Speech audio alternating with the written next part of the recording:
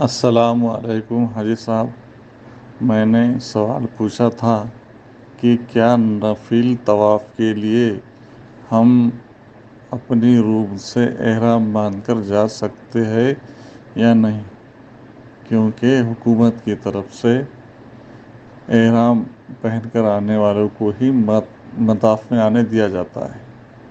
اصولاً عمرہ والے ہی مطاف میں احرام پہن کر جاتے ہیں۔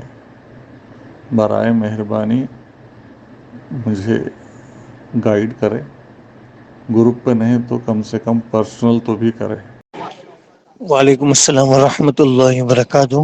آپ کا جو سوال ہے کہ آپ اوپر طواف نہیں کر سکتے ہیں اور نیچے آپ کر سکتے ہیں، آپ کی طاقت ہے، بغیر احرام کے وہاں جانے کی اجازت نہیں ہے چادر پہنے بغیر، تو کیا جا سکتے یا نہیں؟